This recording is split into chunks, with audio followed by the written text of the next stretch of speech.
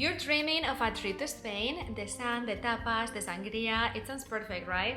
But what if I told you that a few new, easy to make mistakes could get you denied entry before you even taste your first paella? The rules have changed and your trip in 2025 and 2026 has some new hurdles.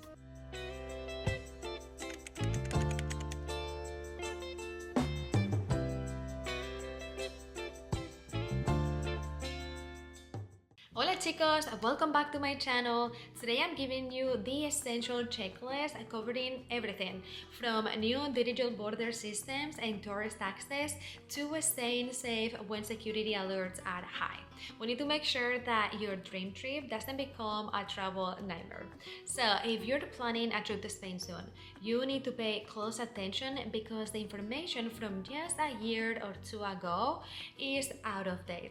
The entire European Union, including Spain, is really now a new digital border that will change how every non-European Union tourist enters the country. On top of that, new tourist taxes are popping up in more cities, and it's more important than ever to understand the security situation to have a smooth trip. So I'm going to break it all down. First, the new rules for getting in that you absolutely cannot ignore.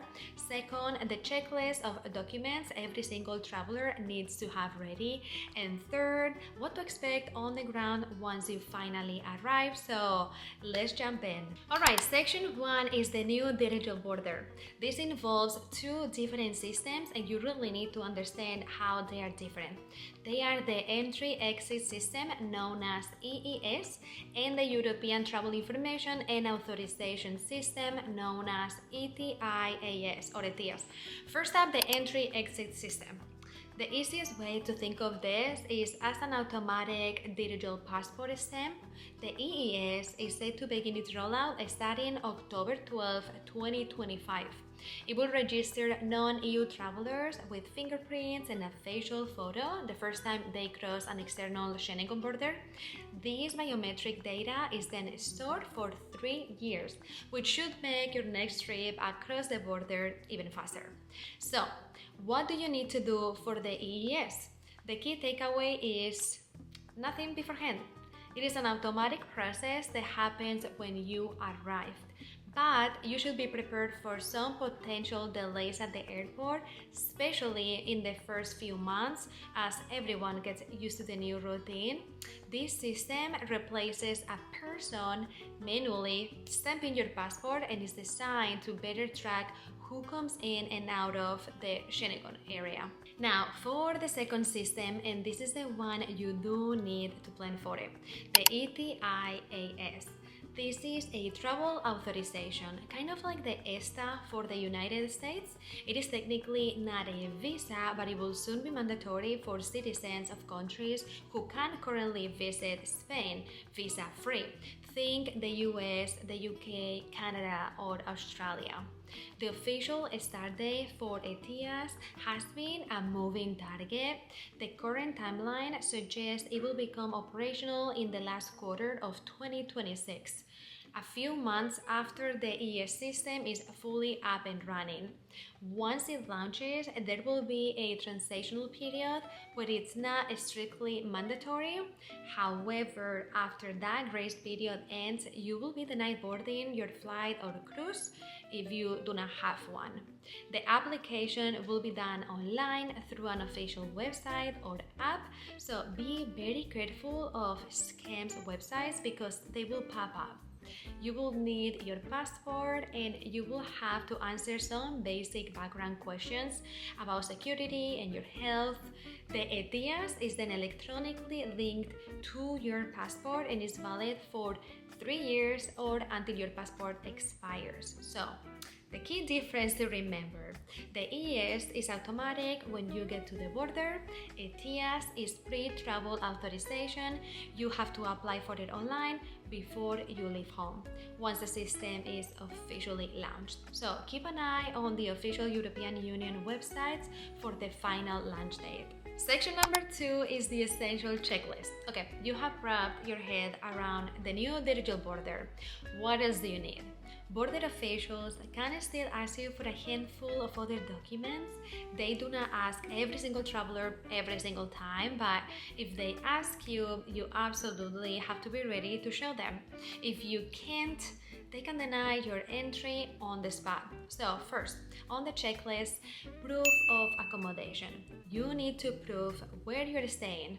This can be a hotel confirmation, a rental booking, or if you're staying with friends and family, you might need something called a letter of invitation or carta de invitación. And no, a casual text from your buddy saying, hey, come crash in my couch will not cut it. This is an official document your host in Spain has to get from their local police station. Second, a return ticket. This is a big one. You must be able to prove that you plan on living in Spain and the Schengen Area in general. A confirmed flight, train, or bus ticket out of the zone is your proof. Border officials need to know that you're not planning to overstay your 90-day tourist limit. Third, and this one trips people up, proof of sufficient funds. Spain requires you to prove that you can afford your stay. As of 2025, the official minimum amount is 118 euros per person per day. And regardless of how many days you're staying, you'd also need to show a minimum total of at least 1,065 euros. So, how do you prove it? You can show cash or a credit card with a printed bank statement showing your balance.